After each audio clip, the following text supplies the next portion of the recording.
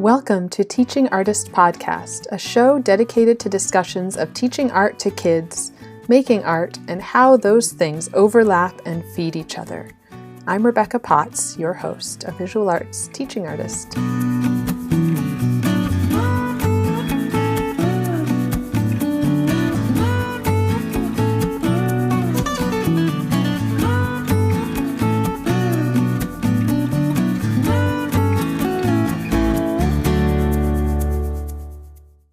Each week, I'm sharing a featured artist as well as a guest interview.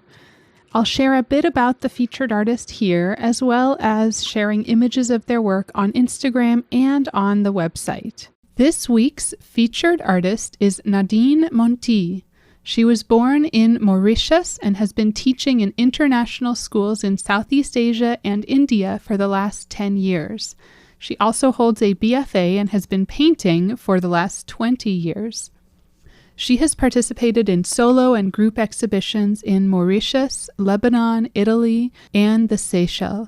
As a child, she was always drawn to nature as they bring her great joy and keep her grounded. Through art, she creates her own sanctuary, which she portrays by depicting a collection of lush foliage with soothing colors and inspiring forms. And I usually share a bit of the artist's statement, and it was brought to my attention recently that I've been reading these statements in the first person, so saying I, but I'm reading for the artist. So I'm shifting that. It always felt a little strange, but for some reason it didn't click in my head that I could just change the words. So I was reading she or them or using the pronouns instead of reading in the first person. So I'm going to share a bit of Nadine's statement. Inspired by the boundless colors unique to the tropical traits of the Southeast Asian region, her compositions represent a deep understanding of the natural world and an awe of its unpredictable flow. She incorporates bold, somewhat delicate shapes of intuitive abstraction in her work. The natural complexity of colors leads to a dreamy, organic composition of feminine perspective, both lush and abundant. She has developed a sensitive approach to emotions, value, and context. Her foliage compositions are always focused on structure, with a unique palette, embracing her emotional sense rather than literal reproduction of nature. She invites the audience to reconnect with nature and to embrace its healing powers. And we will be sharing her work both on Instagram at Teaching Artist Podcast and on our blog at teachingartistpodcast.com. Her work is so beautiful. If you have not yet seen it, I am excited to share. Now, if you would like to be featured, you can submit your work at teachingartistpodcast.com/opportunities. Sarah Pimenta talked about her participatory work with a wide variety of groups, from children in schools to community groups to corporate groups.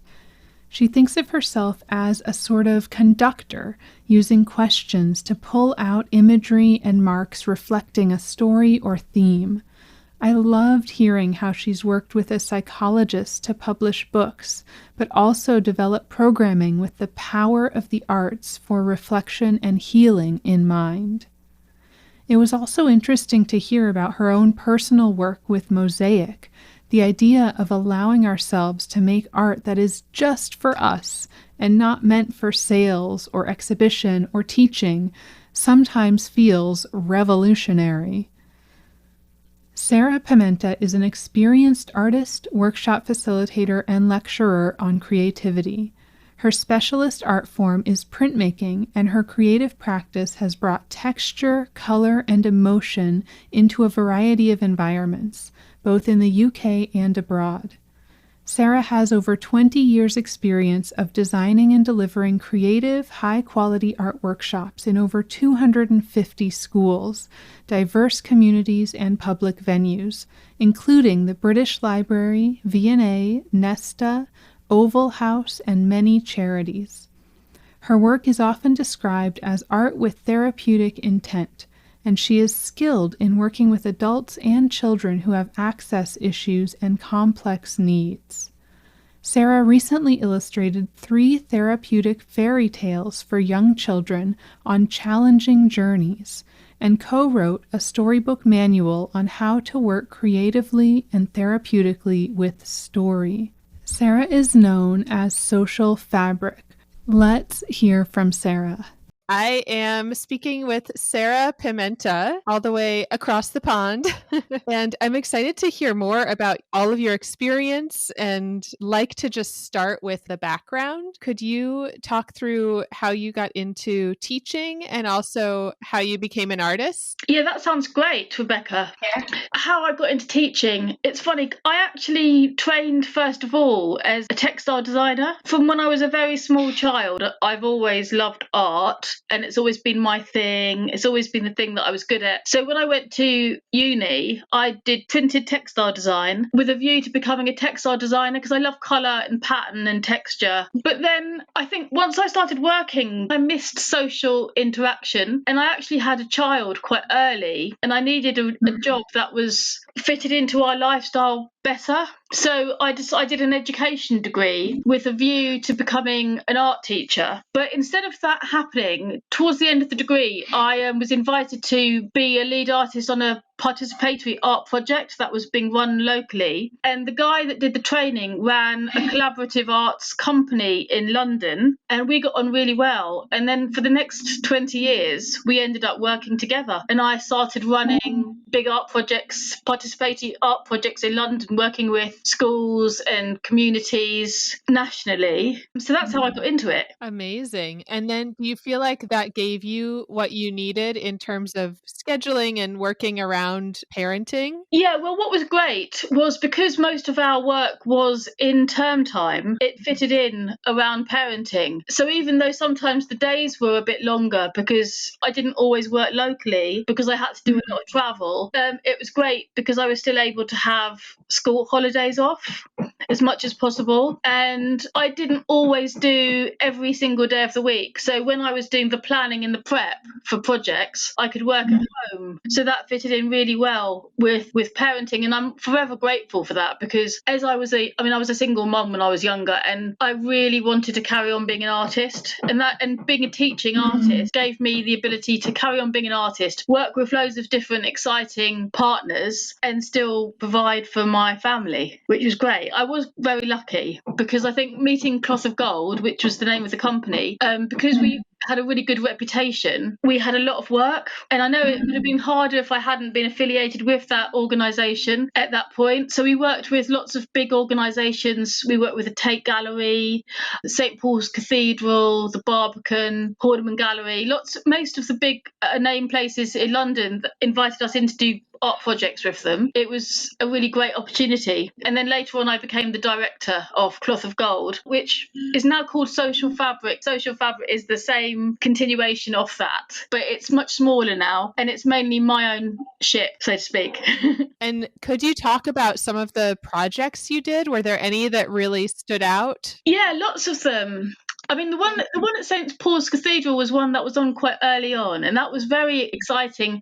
We made huge banners. We made about 20 to 30 huge banners that were hung from the top of the cathedral inside to the floor. And we hand screen printed all of them in different primary schools. So that was an epic project. And in the future, after doing that project, whenever we had to do really big banners, we did a combination of hand screen printing, painting, and digital technology. So we'd get the hand printed techniques digitally printed onto the huge banners. But that project was completely created by hand. And it was amazing to go to that event and see them hanging in such a prestigious location and have all the primary school children being able to attend and see their work. And they were mainly from inner city London primary schools too. So it was a great opportunity for those kids to see their work there. And so that was amazing. Yeah, and getting that recognition too. That's incredible. Yeah, and the project we did at the Tate was really interesting because we worked with, we created banners that were interpretations of some of the artwork that were in the gallery. And the pieces we made also had spoken word on them because we worked with poets to create poetry that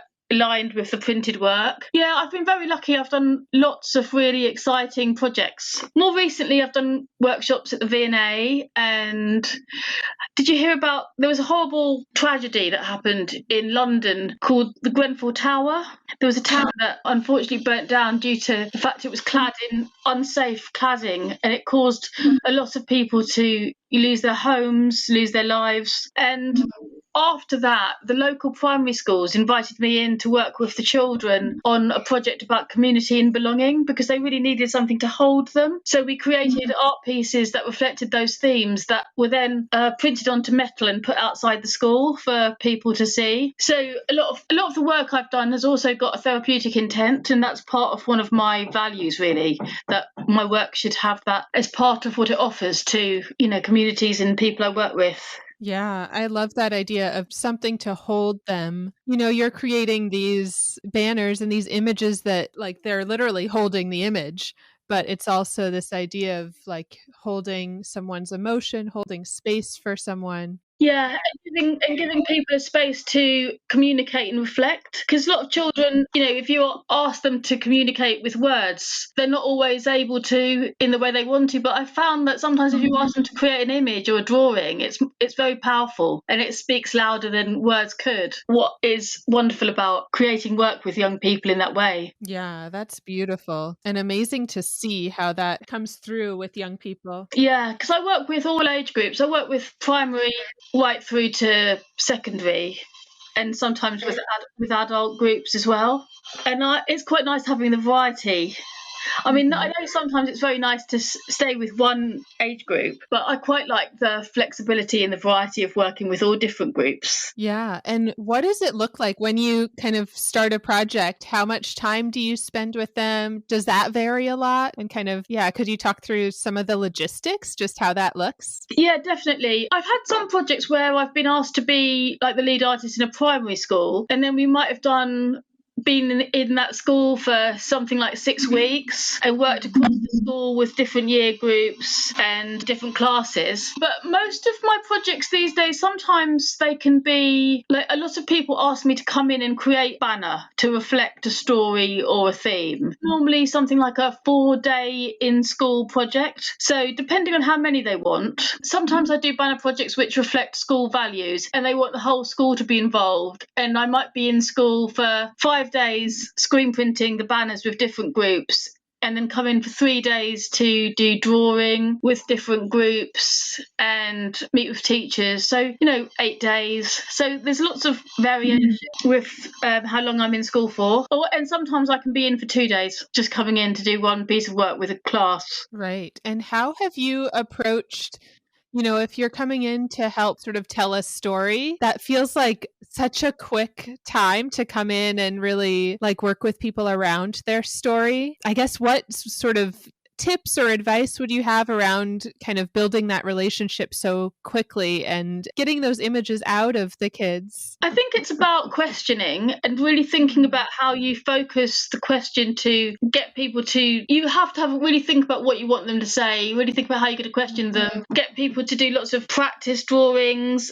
So quite a lot of the time I get them to have the question before I come in, so they've already had time to think before I come in, and get them to translate their ideas into imagery. So it's already been something that's in their heads. Sometimes I do work with women's group, for example, and they're quite often, 6 to 8 week programs where I work every morning with a group. And in those situations, it's fine because people have got, like you were saying, they have got more time to really think about what they want to say and how they want to reflect it as an image, for example. But I think it's funny with school children because sometimes their first responses are really powerful. And sometimes I think if they have too long to think about it, it doesn't always make it better in terms of coming up with an idea. And I think, so I've managed to get some very interesting responses from young people in quite a short amount of time. It's difficult though, because I do understand that obviously it's amazing if you've got a class and then you have them week after week after week, you get to know them really well and you can get work from them. But I think with the way I work, because schools pay me to come in to deliver a specific project and they want the outcome, I think I've had to make my offering quite concise so they really get a good result from a short interaction in a lot of cases. Yeah, it is such an interesting way of working, especially thinking about how, as teachers, usually we do have a long time with our students, although it always feels short. A lot of schools ask me to come back. So quite often I come in to a school and then they get me back another year to do another project. So I sometimes get to know communities quite well, which is lovely. Yeah, that's beautiful. Even if you're not having a deep relationship with each student, but you're really getting to know the teachers, the community, the school, just a little bit about them. That's interesting. And actually, also, something I've really noticed is quite often if I go into a class, a full-time teacher might say, oh, be cautious of that child because their behaviour is X, Y, and Z. And actually, I prefer when people don't tell me that, because quite often what we get is I might get amazing work from that child because they like working with someone they don't normally work with, and they can offer part of themselves to the experience because I've got no prejudgment on who they are. And I think that's important for children sometimes, to work with somebody different because they can present a different side to themselves. Right. Yeah. And I've heard that from teachers too, that they'll kind of warn me ahead of time about a class or about, specific students, and that judgment and trying to pass that judgment on to others can be so frustrating. Yeah, it really can be. And it's funny because often when I was with Cloth of Gold and we'd sometimes go into schools in pairs, we'd always make a point, if they told us to be wary of a certain child, we'd always make an extra fuss of that child. And I always make friends with the naughty ones. I always like them. And I think that's quite a benefit, actually, isn't it? When you get to just pop in, you can give a child a different experience because they know that you're not going to be there for long or they don't know anything about you. So that's a good thing. Mm-hmm. Yeah, absolutely. And I feel like that also touches on this idea, and I'm not sure if sort of the same thing is happening over there, but I know, in the US, there's been what people have called like a second pandemic of systemic racism kind of rearing its head, and people becoming maybe more aware of what's been going on for a long time. And within education, that's been, a big discussion topic, just teachers really like questioning how we're, either uplifting our students or continuing kind of this racist status quo, how we kind of break that down. Does that come into your work at all? And how does it, what's going on over there? It's interesting because I'm British Indian, so obviously I'm non-white, and I think that's always been a plus for me because when I go into school I can be a role model because they're not used to having artists coming in that who might be from a similar background to them. Especially it's interesting also because I live in West Sussex, which it's a white area, but I mainly work in London because it's a much more diverse environment, and I think it's something I'm quite passionate about because I like being able to give children an opportunity to see how they could do something different, for example. In terms of what happened in America, I think that had a massive impact over here. There were loads of especially from George Floyd there was loads of protests. There's a big call to bring more of the Black curriculum into education and sort of just acknowledge different cultural backgrounds. And I think London's already been fairly good at that anyway. It's quite a diverse city, but I think it needs to spread out to the rest of the country as the rest of the country gets more diverse. So I'm very much, passionate about all of those things, and a lot of my projects are about celebrating diversity and community and people's differences. So that's something that that's quite reflected in a lot of the work that I do. So I did a project not long ago in King's Cross, which is a very diverse area, and we did a project about welcome, but we sort of looked at all the different languages that were spoken in the school and looked at the word welcome in all those different languages, and we represented them on the banner so that everybody that came into that school community would be recognised. Do a lot of projects that are like that, but it's difficult to know how to really change things, and it's actually very sad that we're still having to change things after all these years. Sometimes it feels so daunting, and then I feel like a helpful way to look at it and to just keep moving forward is to do kind of as much as you can in your little sort of circle, whether that's like within your own body, like how are you liberating yourself and then moving that beyond to like the next person you talk to and the larger community and kind of expanding it from there, that it starts within yourself. Yeah, definitely. Yeah. I mean, it's funny because when I was growing up, my family are all scientists and academics, and I was the only one that's ever wanted to do well. I mean, I never had any other choice. I wasn't good at anything other than art. It was very hard for my parents because they wanted me to go into a completely different field of work because they didn't understand how anyone could make a living as an artist. And so that was a boundary I had to cross quite young. And so I'm quite passionate about telling that story and role modelling to young Indian girls. They don't have to follow their academic life. They can be creative. It is still important, and to do other things, even though it's not a good life in terms of making money. So maybe they are, dreams and do whatever they want to, really. But it's good to break stereotypes sometimes. Yeah, absolutely. And that, like, you talked about how you can be a role model for the kids that you interact with, and just seeing you in there as a British Indian woman who's now in this creative position, seeing somebody else who's done it is sometimes enough to kind of give a kid that spark. Yeah, well, I just know that I never did when I was young. I think when I started, because I'm actually 50 now, I'm quite old. But when I started doing this, it was just over 20 years ago. And in those days, there really wasn't a lot of participatory artists who educated in school. So I was a rarity. It was quite interesting. But now there's lots of young people rising up because I think there's lots of people that want to help each other, want to get into participatory work, be it artists or musicians or dancers or actors. And there's lots of creatives that go into community from all sorts of backgrounds. So I think things have changed now. Yeah, and it keeps shifting. Yeah. Exactly. I mean, it's going to shift again, though, because I keep hearing horror stories about how art's being taken off the curriculum in education, which is horrifying because I just think that gives so many kids a voice. And, academia, as we well know, isn't for every child. So it's terrible. I mean, just very recently, I think I saw a friend wrote on Facebook that art and music had been taken off the curriculum, so they weren't offered as A-level subjects anymore in that particular school. And it's very sad. And also, like everywhere in the world, because our governments had to bail out so many people because of the pandemic, there's going to be less money for creative projects, for the arts in general in the future. And a lot of us who rely on funding for interesting projects with communities, it's going to be harder. There's no point thinking it isn't going to be, because it is. But we just got to keep going. We've just got to keep going and keep doing what we do. Yeah, and we've seen similar things where, the funding for nonprofit art organizations that, a lot of our schools have already cut art from the curriculum and it's only provided by nonprofits. And now the funding that they receive is drastically changed. So I know, it's very sad. I mean, with my own practice, when we had Cloth of Gold, we used to put in a lot of funding applications to work with different organisations and everything. But my model now is the organisation puts in the funding application and then they employ me, because I just haven't got the resources to spend hours and hours writing funding applications that might not come off. But if other people do it and then employ me in, it means I have, regular work.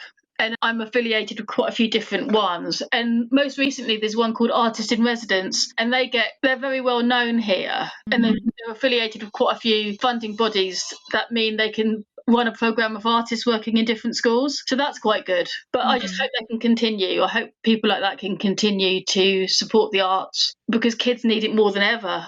I mean, there's something here also which is called the recovery curriculum for post-pandemic, and a lot of that's going to be focused on arts and creativity, so I'm hoping that will mean there will be opportunities. Yeah, that's an amazing thing to think about, the recovery curriculum, and how, when I hear it, I think of this kind of push to catch up, to get back on track, and picture like lots and lots of math and reading, sort of remedial. But I love hearing that there's so much of an arts focus, because I think that's where the true recovery is. Definitely. So I work with an art psychotherapist a lot called Pia Jones, and we've written and illustrated quite a few children's books that have been published, and they're all about using imagery and words together to give children an opportunity to have a conversation about difficult subjects, because art's so powerful. It's like we were always saying, it gives kids a voice, it helps them to express, it helps them to understand things they might not understand in other ways. Yeah, absolutely. But we want to link in with this recovery curriculum to run some programs where we can use mindful art technique to help children to express some of the things they've been going through. I mean, there's going to be a lot of work to be done in the future, isn't there? Yes. Oh, and what has it looked like for you? How has your work shifted during the pandemic and having lockdowns? Have you been able to continue working through, remotely, or what has shifted? Well, it was hard. I mean, this time last March when it first started, it was awful because suddenly I had a really busy year ahead. I just had a very busy year, and project after project just got cancelled. So suddenly I saw my diary empty of Wow. projects, which was quite scary. But I mean, I got an Arts Council grant. And there was also some self-employment grants that were available to creatives like me, which I was able to access, which was good. And then bit by bit, I had to learn how to teach on Zoom. And then I had a couple of projects one project with a community in London, which was great. I had managed to have one live session before we went back into lockdown. But then the young people sent me images by email, which I then printed out, cut out, and turned into a screen printed banner in my studio, all the while keeping them in touch of what was going on via images on WhatsApp. So that was still collaborative practice, but lockdown style, COVID proof. And then I've had a few projects where I've had to think of an art activity for young people, send them the kits, record myself teaching, and we've done a few projects like that too. And I also lecture on creativity, and I've done that over Zoom. So I've had to do lots of things like that. Some of it I've really liked, actually, and some of it not so much.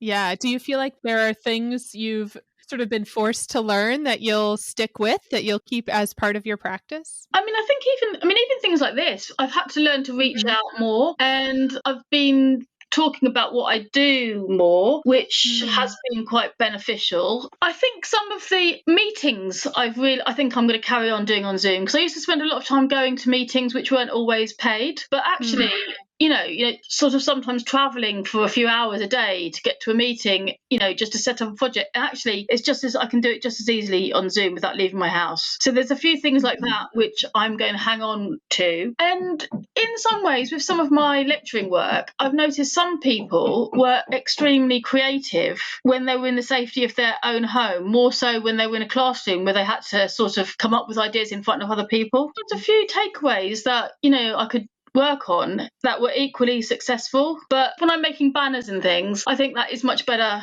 with a group, doing it all together, everyone getting messy. That's part of the fun. So I think it's a combination, but I like the fact that it's opened up different avenues of working. And I've got a project coming up in the summer with a gallery, and I'm designing an art workshop which will go out to 30 schools or something, and the children will make something which will all be sent back to us, and then we'll turn it into an installation. And actually, that's quite a nice model for schools that haven't got very many resources. And for teachers that haven't got an arts background, it's quite a good way for them to be able to access a creative project quite easily that has quite a big impact. So there are some models which we didn't do before, which are quite useful moving forward. Yeah, I love that. And hearing about the meetings, just being able to shift that is huge and makes so much sense. Yeah, and I don't think I'd have had the confidence to say that before. So even last week, a school asked me to come in and meet with 3 of their department, and then I sort of looked at the map and thought, it's going to take me an hour and a half to get there, an hour and a half to get home for what could be a 20-minute meeting. And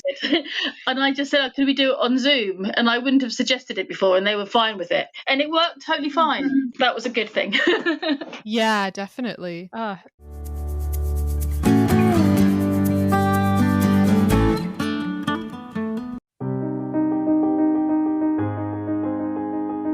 Hey listeners, I'm jumping in here because I have an ask of you. If you are enjoying the show, I would so appreciate your support. I'm humbled and grateful for all the interest in this show over the past several months, and for the messages I've received letting me know that this podcast has resonated with you. It has been so inspiring to hear from you. Thank you. This podcast does take time, effort, and resources to share with you every week. And I plan to keep it going and stay focused on highlighting and inspiring artists who teach, while also continuing to grow this community and dreaming up additional ways to help you. One way to accomplish this is through direct listener support. Your support would really help the show and community grow. So I've set up a link where you can quickly and easily support the show. The whole thing will take less than 60 seconds. It's at anchor.fm/teachingartistpodcast/support. You can contribute $1, $5, or $10 per month. If Teaching Artists Podcast is a part of your week and you love what we're doing, please consider visiting anchor.fm/teachingartistpodcast/support, or just clicking the link in the show notes and supporting us in any way that you can today.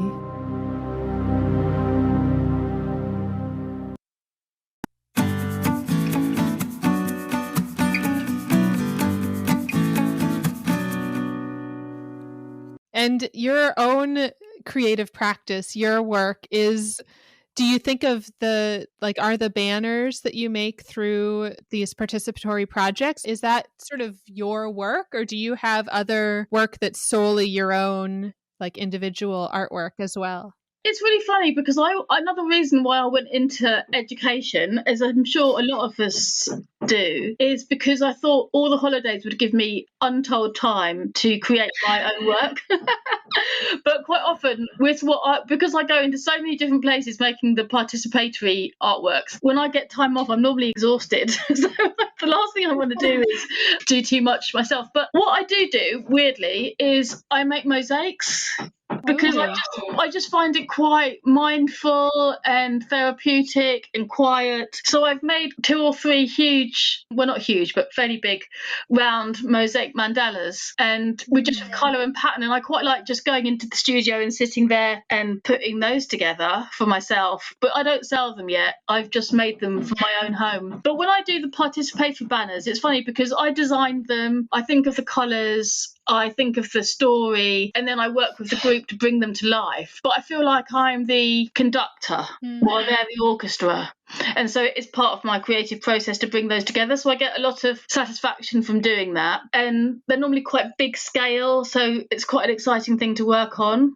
Yeah, that's amazing. And I know through that you've worked with so many galleries and museums, amazing organizations. Do you feel like those relationships would translate to you then being like an individual artist with them? I'm not sure. I think if I then had spent a lot more time than I have done developing my own practice in the studio, reflecting the same techniques, I think maybe, but I don't think I have. I've often had galleries saying, would you like to exhibit some of your own work? But because I've always been so busy with the participatory projects, I haven't created a whole load of print work that does support that. It's really weird. It's funny because last year I really thought I would, and I did make a couple of pieces, but I think I get my energy from working with other people. So the participatory work is my work.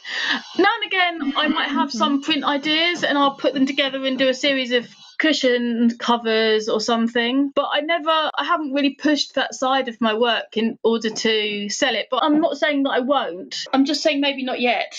Yeah. And I mean, I love that picture of you as like a conductor, as putting all these layers of story and image together. I mean, that's beautiful. And there's so many artists that do work, social practice art and working with participatory projects. That's a totally valid studio practice. Yeah, thanks, Rebecca. It's funny though, it took me a while to come to terms with that, but it is. And also all the techniques, because I use so many different techniques within my banners, sort of mark making, relief printing, mono printing, block printing, screen printing, and tie it all together. So whenever I do go into art colleges or art schools, I always often get asked by the art teachers to do an inset with them to teach them some of the techniques I've used, because there are lots of those techniques I've developed over the years. I feel like, especially with printmaking, it's something that feels a little bit magical anytime I demonstrate, I get all the oohs and ahs. The students are so excited about it. Yeah, it's so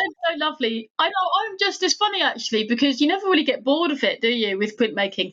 And what I like about it is sometimes it's even mistakes that you make can be what turns into something that looks just amazing. I think even like with the relief printing, it was once I think I left a piece of lace or a leaf on a screen and accidentally printed the relief that was on the screen without the leaf being there. And I was like, oh wow, where did that come from? And then realised that was a whole new technique. I still love that with young people when you do something like that and they go, oh my God, how did you do that? Which colour did you put first? How did that work? So I like all that magic, the magic of that.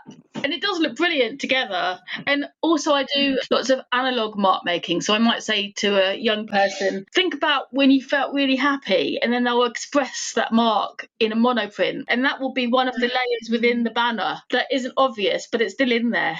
So it captures all of those emotions, and thinking about how people respond to different colours. And there's lots of things that go into it beyond the drawing something, cutting out as a stencil and screen printing it. Beneath that, there's lots of other layers and textures that have different types of meaning. Yeah, that's beautiful. Just picturing the emotions that are embedded within all of that. Well, I was going to say, especially I've done quite a lot of work with young people with special educational needs. And for them, they can't always draw clearly, but all of them can do mark making, even if they're non-verbal or in a wheelchair. So I've done lots of work with those young people, and they've just managed to make a mark into some sort of inked up surface. And then when you put that on, it's an authentic piece, contribution from them onto an artwork that they've made themselves, not had someone holding their hand to make something. So finding ways to get that onto work is really important for me as well. I really hate it when you casting assistants who draw things for children. I'd rather the children did it, and it's whatever they did is much more valuable than any adult supporting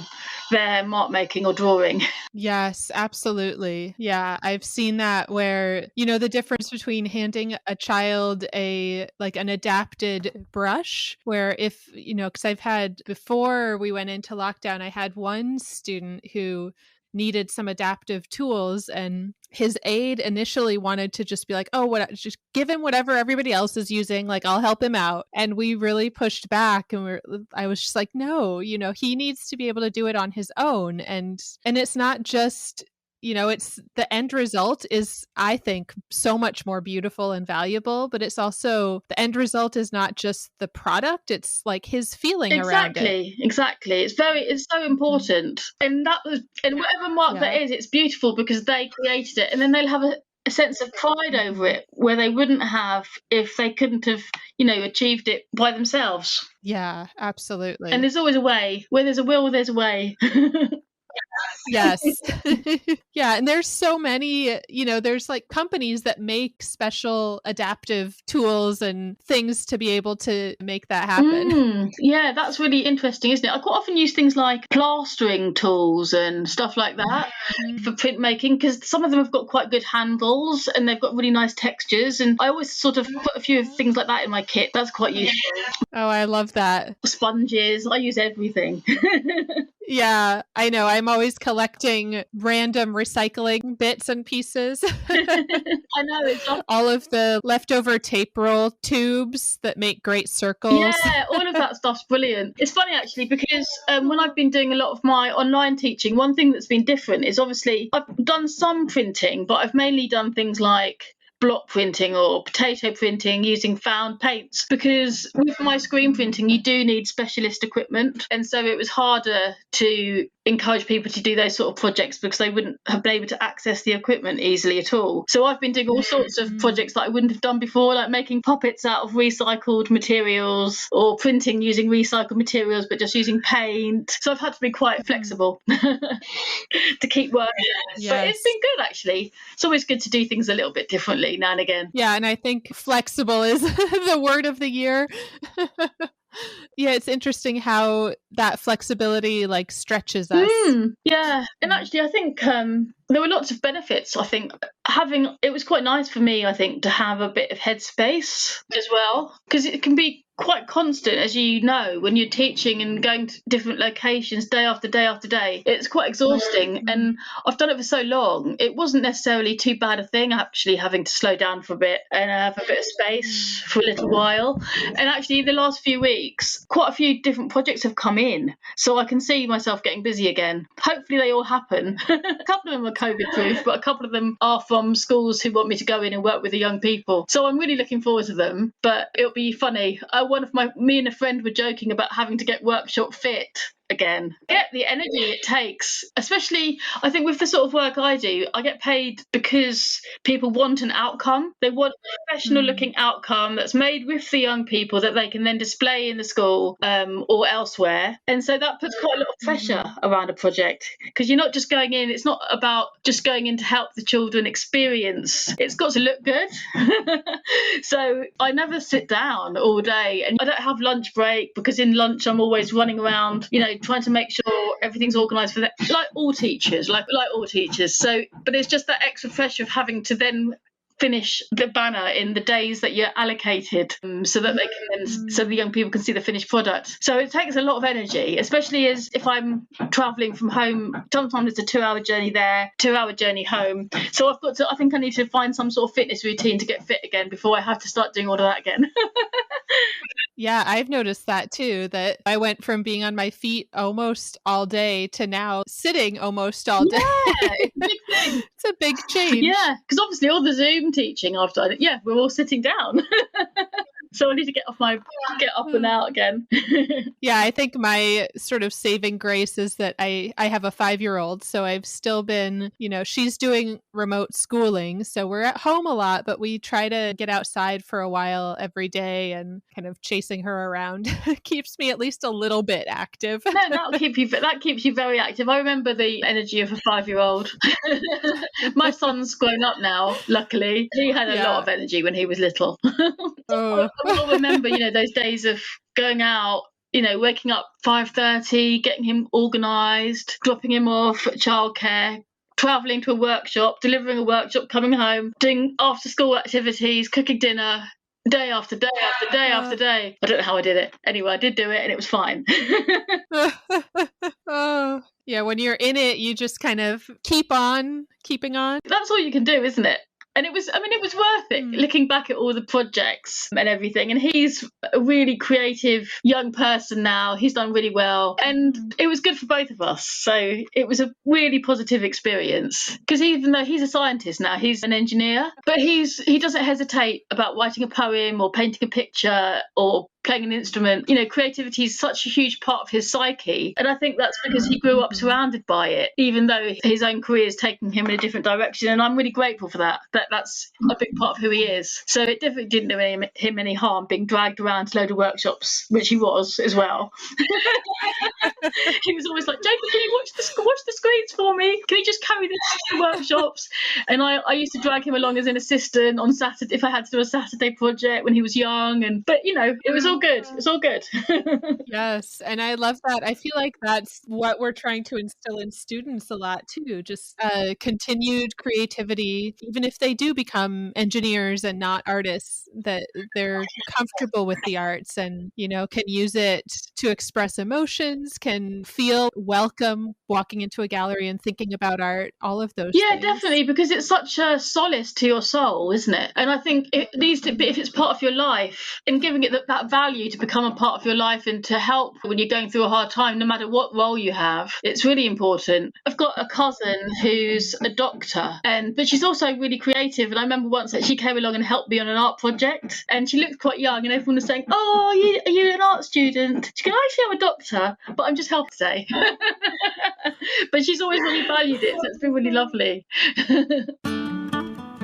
What does your schedule look like? I guess maybe when we're not in a pandemic. You talked about how busy it was, kind of rushing back and forth all around to different places. What does that kind of look like day to day? How do you fit You everything have to in? be incredibly organised, because I've also worked, especially when you're self-employed, because you get a project, you book it in, then something else massive might come in the week before, but you still have to hold true to the dates that you've got in the diary. So because I've also worked quite a lot internationally, I remember I did one project where I was actually in Shanghai in China, and I flew back from Shanghai, got home at 11:30 at night, but the next morning I had to go and do a community arts project with vulnerable women in London. So I literally had to get up the following morning at 6:30 to leave the house to go to London to do that project. And so before I even went to China, I had my bag packed ready, so that when I came back, I could just literally wake up, pick up the bag, get on the train, go and do that. I've had quite a few weeks like that.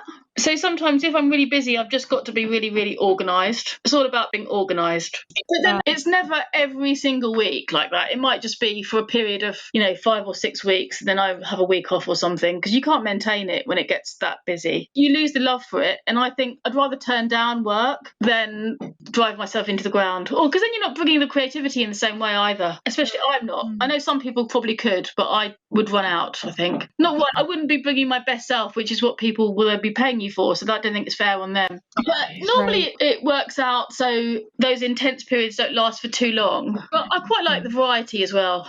It's quite nice. It's quite exciting sometimes. Yeah, I mean, that's amazing. So sometimes I work with companies and work with their employees to do creative work with them. Sometimes I organised an art holiday in France for 2 weeks last year and worked with groups doing printmaking. And then I work with schools, I work with communities. So there's lots of diversity. So every week can look completely different. Yeah, that's amazing. Yeah, I love that. I like that flexibility, and I like the fact it's offered me so many different opportunities. I went to Africa and worked in some schools there for a few weeks a couple of years ago. That was brilliant. That had lots of its own challenges. Doing silkscreen printing in a room that hasn't got running water and has a corrugated iron ceiling in 40-degree heat. Ooh. Yeah, and how did you manage that? Was that, like having buckets of water nearby? No, we thought about it before, and there was some water recycle. They had a big rainwater butt, which obviously a lot of it gets used for much more important reasons than washing silk screens. But we managed to print, so we just kept the screen moist, did as many prints as possible before we had to wash the screen, and then used as little water as we could to do that, so that it was quite environmentally conscious. We didn't want to waste any water at all. It wasn't in an area where they were experiencing any drought or anything, but water was valuable, but there wasn't a shortage. But yeah, so we thought about it, and we just had a plastic. When I took the materials out, I packed it into a plastic crate, and we used that plastic crate to collect the water when we were there. So we had to think about it carefully. Yeah, again, being organized. Yeah, people really underestimate how much organisation art teaching takes, don't they? Because with practical, you've got to be organised. Yeah, and it sounds like you had to really take that to the next level, but I was going to say even in a classroom, you have all the materials and supplies that you're organizing, and then many different classes of student artwork. And yeah, especially now, I know teachers are having to have individual art kits for kids if they're teaching in person. So yeah, just keeping all of that organized. Yeah, that's very difficult, because I've noticed the 2 projects I've had, so I haven't had a lot of actual live banner workshops in schools, obviously last year because of the pandemic, but I did have, the last one I did was actually in December, and normally I take my inks from home in their pots with me into the school, but because of the pandemic I just ordered brand new stuff to be sent directly to the school, so no one had touched it, and then it stayed there. So but I'm going to keep going with that model, because it means that the school then ends up with resources that they can use in the future, and it means that they just have some resources that they can keep using, rather than me taking it away with me at the end of the session. But yeah, it's very difficult in terms of the kids having individual things to work with themselves. I think that's going to make art quite prohibitive in a lot of schools. because they just want budgets for that to happen. Right. Yeah, it's a big challenge. I mean, the project I'm doing in the summer with the gallery, they are going to send individual art kits to all the children. So they've got funding to do that. And I think that's why I think that model will be something that would just be able to be brilliant to carry on moving forward, pandemic or not, because it just means that schools will get free art materials from these projects that they can keep, and then the children can have, stuff they can carry on with at home. Because it's amazing, some of the projects we've done, finding out how little children have in terms of pencils and paper. Some children just don't have opportunities to be able to be creative at all with what they can get from home, which is sad. Yeah, and then I've seen a lot of teachers working with sort of digital tools. In some cases, it feels strange to think, a kid has an iPad, but they don't have enough like pencil and paper. But sometimes that's the case. Like if they're on Zoom with you or on like Google Meets or whatever, they have that device, but they might not have really any physical materials. So using digital art making tools has been another option that I've seen kind of opening up. Yeah, I've got a project coming up, and there's things. Have you heard of Padlet? So they're doing things with Padlet and Miro, and what's the other one? Something similar to that. And that they are really creative actually for online, aren't they? You can do some really creative things with those digital tools, which is quite exciting. That's another learning curve for me because I've got to really learn how to do all that. I'm just not used to them. But there's lots of, as long as I'm working with somebody that understands the tech really well and I can just help them creatively, interface with it, it's fine. Great. All those things that have popped up, those things are really good if people haven't got real art materials. I'm just a bit old school. I do like kids to use their hands and to get away from screens, but I think that's the wrong attitude at the moment because they're not going to get away from their screens for a little while yet. And at least that does give them some sort of creative outlet. Yeah, I definitely am all for students getting in there with their hands, and it's just a different feeling, right? Definitely. And I think it has different benefits as well in so many ways when it's something that's tactile and doesn't involve having a screen in front of you. Unless it's a silk screen. A silk screen's fine. Yeah, I agree. But I do feel like there's something interesting about being able to use those digital tools, especially young people now. But for, the kids that just don't have access to anything else. I think so too. I think they're a definite benefit. I think kids will be, with all the skills they'll be learning with all of these, they're going to be in the future. Who knows where that's going to lead?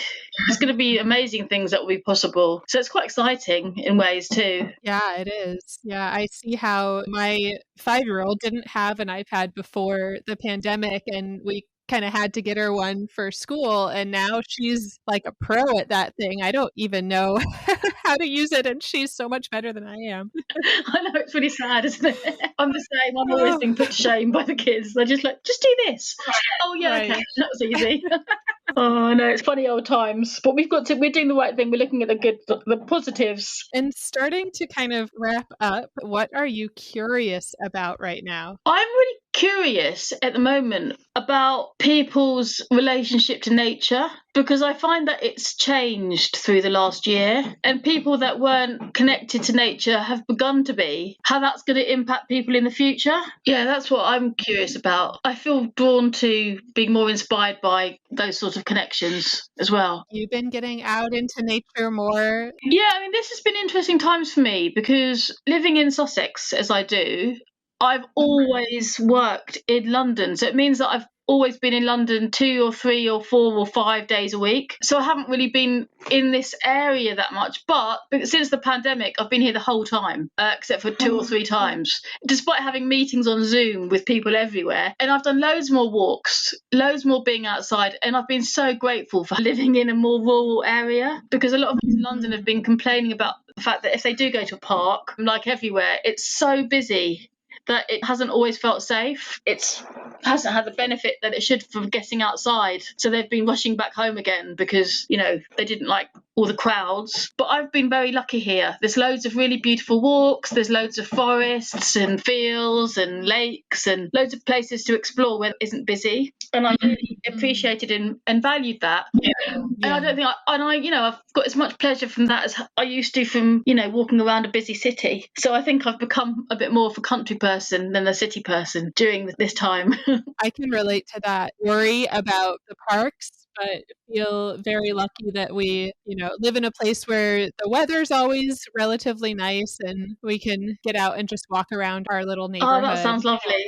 And the weather being always nice, that must have been, if that's such a benefit. Because here, last year, we actually had incredible weather for England. It was warm and sunny for a long time, which everyone was really grateful for. But this last lockdown that we've had, it's been cold, wet, rainy, grey, and I think had such an impact on people. So I think now that it's spring and the weather's looking a little bit more promising, that's going to be really amazing. Yeah, but I have to be outside.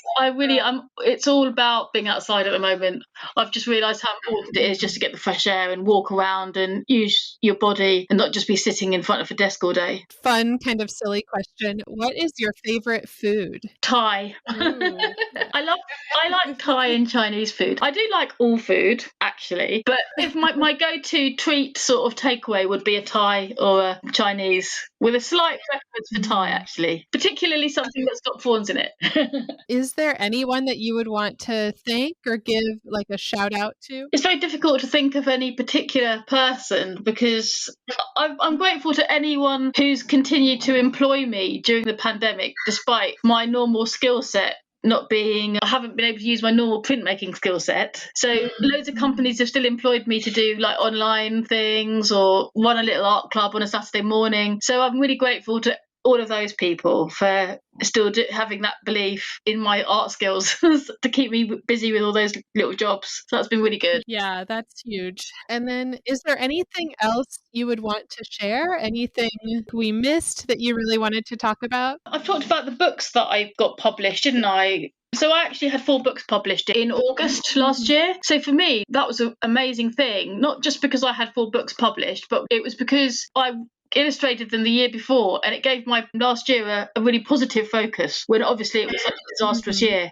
So I'm really grateful for those coming out. And I illustrated 3 therapeutic children's fairy tales, and we also created a manual on how to work creatively and therapeutically with story, which are all on Amazon. Awesome. And I can link to those if you send me Oh the yeah, links. that'd be great. I'll do that. And then that brings me to where can listeners connect with you online? I think one of the main things is like we connected like on Instagram. So I'm Social Fabric 1 on Instagram, and I love hearing from people. That's why I'm on there, because it's just a great platform to find out about other artists and connect with them and have little conversations, and just to, especially when you can't see your friends as much and things, it's been really nice being able to just do that. As long as you don't take it too seriously, it's fine. And I'm on LinkedIn as well. Yeah, Twitter.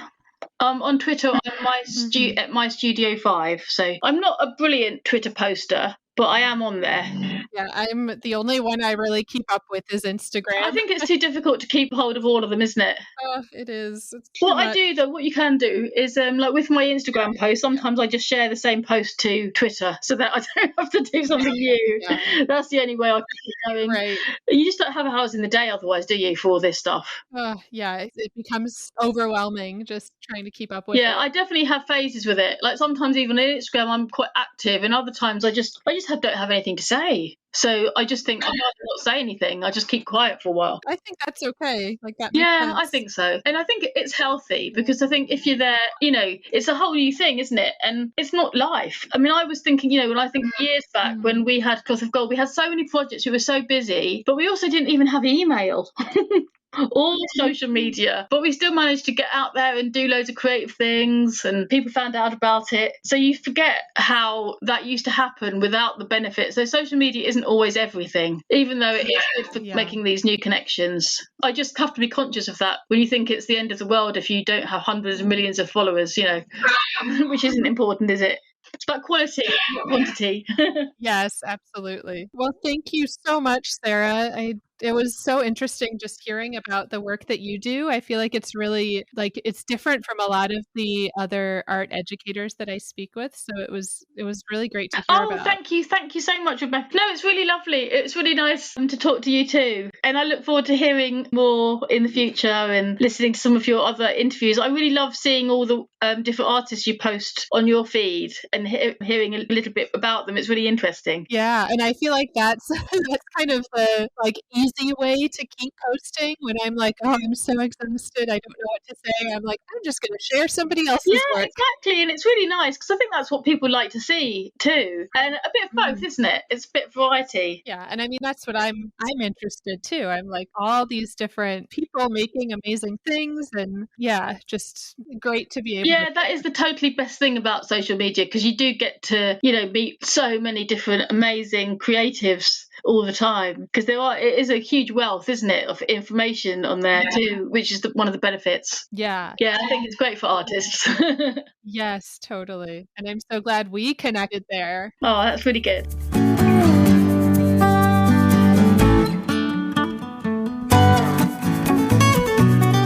Thank you so much for listening. As always, you can reach me at Teaching Artist Podcast on Instagram or teachingartistpodcast@gmail.com. Who do you want to hear from? Please share your recommendations of teaching artists. And if you loved this episode, please subscribe, leave a review wherever you listen to podcasts, and follow me. It really makes a big difference. Thank you.